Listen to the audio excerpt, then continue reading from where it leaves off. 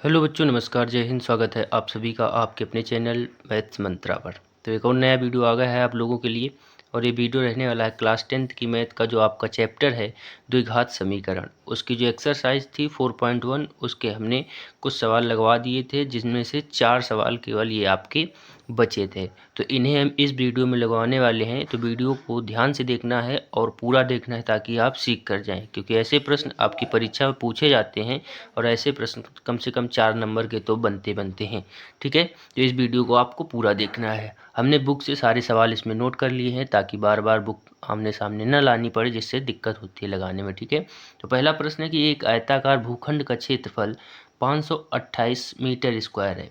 क्षेत्र की लंबाई चौड़ाई के दोगुने से एक अधिक है। हमें भूखंड की लंबाई और चौड़ाई ज्ञात करनी है। तो मान लीजिए कोई आयताकार भूखंड है, जैसे ये हो गया। ठीक है, ये हो गया। तो इसकी जो चौड़ाई है वो कितनी है? चौड़ाई बोल रहा है कि क्षेत्र की लंबाई चौड़ाई के दोगुने से एक अधिक है, यानी जो लंबाई है वो चौड़ाई से अधिक है। तो हम मान लेते हैं, लिख लेते हैं इधर, माना कि चौड़ाई बराबर कितनी हो जाएगी? x। कितनी हो जाएगी? x। ठीक है, अब हमें पता तो है नहीं तो हम कितनी मानेंगे? x मान लिया इसकी चौड़ाई। तो इसकी लंबाई कितनी हो जाएगी? आयताकार भूखंड की लंबाई कितनी हो जाएगी आपकी? तो बोल रहा है दोगुने से एक अधिक है। एक तो इसका दोगुना है, चौड़ाई से दोगुनी हो जाएगी यानी 2x, और एक अधिक है यानी कि प्लस का 1। ठीक है, एक बार फिर देखिए चौड़ाई क्या बोल रहा है? चौड़ाई, लंबाई जो है वो चौड़ाई से दोगुने से एक अधिक है। तो हमें लंबाई और चौड़ाई पता तो है नहीं, तो चौड़ाई हमने क्या मानी? x। तो लंबाई इसकी क्या हो जाएगी? 2x प्लस का 1, क्योंकि दोगुने से एक अधिक है बोल रहा है ना। तो देखिए x का दोगुना कितना हो जाएगा? 2x, और कितना अधिक है? एक अधिक है, तो प्लस का 1 लिख लिया। ठीक है, लंबाई चौड़ाई से दोगुने से एक अधिक है। तो इसका आयत का क्षेत्रफल का सूत्र क्या होता है? आयत का क्षेत्रफल का सूत्र क्या होता है? लिख लेते हैं, आयत का क्षेत्रफल बराबर क्या होता है? लंबाई गुणा चौड़ाई। लंबाई गुणा चौड़ाई। आयत के क्षेत्रफल का सूत्र क्या होता है? लंबाई गुणा चौड़ाई। तो लंबाई कितनी है? लंबाई कितनी है? 2x प्लस का 1 है, और चौड़ाई इसकी कितनी है? x है। ठीक है, और इसका दिया कितना है? क्षेत्रफल 528 मीटर स्क्वायर दिया है। कितना दिया है? 528 मीटर स्क्वायर। ठीक है, एक बार फिर देखिए, आयत का क्षेत्रफल कितना होता है? लंबाई गुणा चौड़ाई। तो लंबाई हमने लिख ली 2x प्लस 1, गुणा लगा दिया क्योंकि गुणा है, गुणा में चौड़ाई कितनी है? x, और इसका क्षेत्रफल कितना दिया है? 528 मीटर स्क्वायर। तो अब इस x का अंदर गुणा करा देते हैं क्योंकि गुणा लगा है। तो 2x में x का कराएंगे तो कितना हो जाएगा? 2x square. अब x का 1 के साथ कराएंगे तो कितना हो जाएगा? प्लस का x। ठीक है, इतना आगे। अब 528 जो है ये दूसरी साइड है, ये दूसरी साइड है। जब इस साइड आएगा इधर x की साइड, तो इधर तो प्लस है, इधर आएगा तो किस में हो जाएगा? माइनस का। तो इसे हम लिख लेंगे -528 बराबर 0। आपकी बुक में यहीं तक आंसर दिया है। ठीक है, यहीं तक आंसर दिया है। इसके आगे भी लग सकता है, इसकी लंबाई और चौड़ाई हम निकाल सकते हैं इसके खंड करके। यहाँ लिख सकते हैं, जहाँ x रूप में आयत की लंबाई और चौड़ाई दी गई है। ठीक है, तो पहला सवाल हो गया। दूसरा देखते हैं। तो दूसरा क्या लिखा है? दो क्रमागत धन पूर्णांकों का गुणनफल 306 है। हमें पूर्णांकों को ज्ञात करना है। दो क्रमागत धन पूर्णांकों का गुणनफल जो है वो कितना है? 306 है। हमें पूर्णांकों को ज्ञात करना है। तो क्रमागत का मतलब क्या होता है? सबसे पहले आप ये समझिए क्रमागत का मतलब क्या होता है। तो क्रमागत का मतलब होता है क्रम से। जैसे हम लोग गिनती बोलते हैं ना, 1 2 3 4, तो ये गिनती जो है वो क्रम से चल रही है। ठीक, तो यहाँ पर बोल रहा है कि दो क्रमागत धन पूर्णांकों का मतलब कोई धनात्मक संख्याएं हैं। ठीक है, कोई धनात्मक संख्या। अब दी तो गए नहीं, तो हम क्या इन्हें मान लेंगे? जब दी नहीं गई हैं तो हम इन्हें मान लेंगे। पहली संख्या क्या मानेंगे? x मान लेंगे। पहली क्या मानेंगे? x मान लेंगे। ये हो जाएगी फर्स्ट। ठीक है, तो सेकंड क्या होगी? सेकंड क्या होगी? क्रम से हैं तो इससे एक ज़्यादा होनी चाहिए ना। जैसे हमें एक के बाद क्या लाना होता है? 2, तो एक में एक जोड़ेंगे 2 आ जाएगा ना। तो यहाँ पर x में कितना जोड़ेंगे? एक्स में कितना जोड़ देंगे, 1 जोड़ देंगे, तभी तो क्रम से संख्याएं आएंगी एक्स, एक्स प्लस 1, और अगर 3 बोलता तो एक्स प्लस 3 कर देते। ठीक है, तीन संख्याएं बोलता तो कितना कर देते, एक्स प्लस 3। तो हमें दोनों संख्याएं मिल गई, फर्स्ट कौन सी है एक्स और सेकंड कौन सी है एक्स प्लस 1, तो बस इसे लगाएंगे। क्या बोल रहा है, दो क्रमागत धन पूर्णांकों का गुणनफल, यानी एक तो एक्स है और दूसरा कितना है एक्स प्लस 1, इनका गुणनफल, तो बीच में क्या लगा देंगे, गुणा, क्योंकि बोल रहा है गुणनफल कितना है 306 है, कितना है 306 है, तो बस इसका गुणा करा लेते हैं। एक्स का एक्स में कराएंगे तो कितना आ जाएगा एक्स स्क्वायर, एक्स का प्लस 1 में कराएंगे तो एक्स आ जाएगा, ये 306 प्लस का है, दूसरी साइड है, इधर आएगा तो किसमें हो जाएगा माइनस का, 306 बराबर 0। बस यही आ जाएगा आंसर, आपकी बुक में भी यही आंसर मिलेगा। ठीक है, बस यहाँ हमने फर्स्ट सेकंड मान लिया, आप लिख सकते हैं माना कि प्रथम धनात्मक पूर्णांक x और दूसरा धनात्मक पूर्णांक x प्लस 1, इतना लिख सकते हैं। ठीक है, ठीक, अगले सवाल पर बढ़ते हैं। तो अगला सवाल हमारा क्या है, अगला सवाल क्या है, तीसरा सवाल है हमारा कि रोहन की माँ उससे 26 वर्ष बड़ी है, रोहन की माँ उससे 26 वर्ष बड़ी है, उनकी आयु का गुणनफल अब से 3 वर्ष पश्चात 360 हो जाएगा, हमें रोहन की वर्तमान आयु ज्ञात करनी है। तो ये सवाल दिया है। ठीक है, तो हम एक तरफ लिख लेते हैं कि माना कि रोहन की वर्तमान आयु बराबर, माना कि रोहन की वर्तमान आयु बराबर, अब हमें पता तो है नहीं तो हम कितना मानेंगे एक्स मान लिया, कितना मान लिया एक्स। ठीक है, माना कि रोहन की वर्तमान आयु बराबर एक्स वर्ष है। ठीक है, कितने वर्ष है तो एक्स वर्ष हो जाएगी, और रोहन की माँ उससे कितनी बड़ी है 26 वर्ष बड़ी है, तो रोहन की माँ की आयु, रोहन की माँ की वर्तमान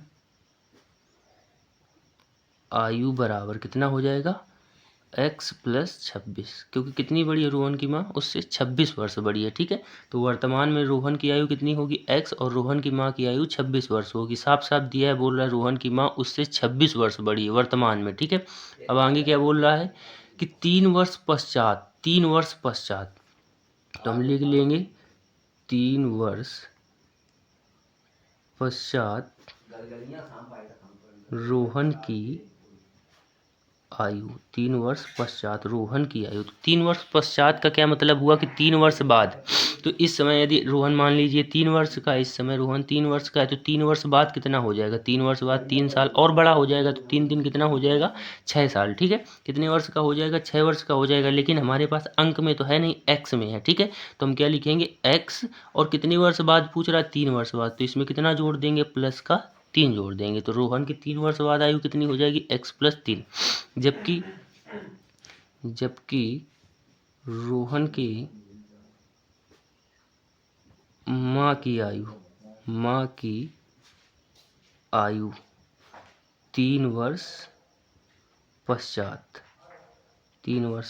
तो कितनी हो जाएगी x प्लस 26, वर्तमान में रोहन की माँ की आयु कितनी है x प्लस 26, तो 3 वर्ष पश्चात कितनी हो जाएगी, 3 वर्ष ये भी बढ़ेगी, तो कितनी हो जाएगी इसकी x प्लस 26 और 3 29, कितनी हो जाएगी 3 वर्ष बाद रोहन की माँ की आयु x प्लस 29। ठीक है, दोनों की आयु आ गई, एक तरफ तो रोहन की कितनी आई है x प्लस 3, ठीक है, और रोहन की माँ की आयु कितनी आई है 3 वर्ष बाद x प्लस 29 आई है। ठीक है, x प्लस 29 आई। अब सवाल में बोल क्या रहा है कि उनकी आयु का गुणनफल, तो गुणनफल का मतलब क्या है, हम बीच में लगा देंगे गुणा, अब से 3 वर्ष पश्चात कितना हो जाएगा 360 हो जाएगा, कितना हो जाएगा 360 हो जाएगा, तो बराबर में कितना लिख लिया 360। अब इन दोनों का गुणा कराते हैं, तो सबसे पहले x का गुणा दोनों में करा दो, तो x का x में कराएंगे तो कितना आ जाएगा एक्स स्क्वायर, अब x का 29 में कराएंगे तो प्लस का 29x।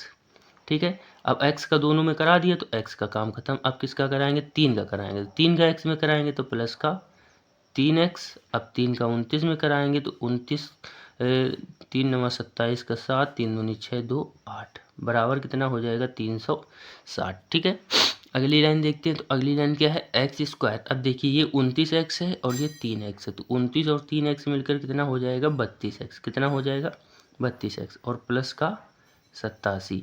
ये 360 उठकर इधर आएगा तो ये किसमें हो जाएगा, माइनस का 360 बराबर 0। अगली लाइन देखते हैं, तो अगली लाइन क्या है, एक्स स्क्वायर प्लस का 32x।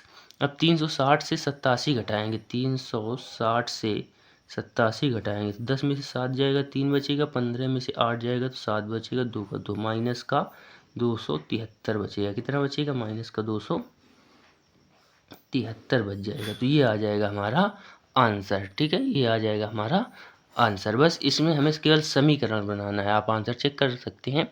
इसमें केवल समीकरण बनाना है, इनकी आयु हमें ज्ञात नहीं करनी है। तो अगला सवाल देखते हैं। तो अगला सवाल हमारे पास क्या है कि एक रेलगाड़ी 480 किलोमीटर की दूरी समान चाल से तय करती है। तो रेलगाड़ी जो दूरी तय कर रही है वो कितनी है, दूरी जो तय कर रही है वो कितनी है, 480 और किलोमीटर में है। ठीक है, 480 किलोमीटर तय करती है। यदि इसकी चाल 8 किलोमीटर प्रति घंटा कम होती है तो वह उसी दूरी को तय करने में 3 घंटे अधिक लेती है।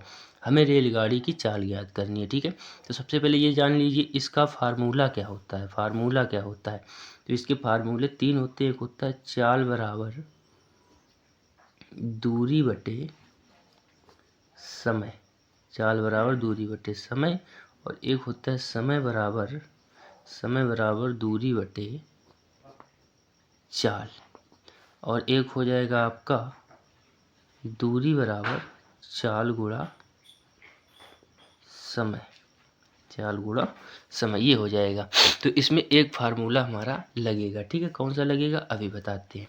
तो सबसे पहले दिया है एक रेलगाड़ी 480 किलोमीटर की दूरी समान चाल से तय करती है। यहाँ पर आपको ध्यान देना है, समान चाल से तय करती है, यानी चाल दी नहीं गई है। ठीक है, इतना बोल दिया गया है समान चाल से तय करती है। तो हम लिख लेंगे कि माना कि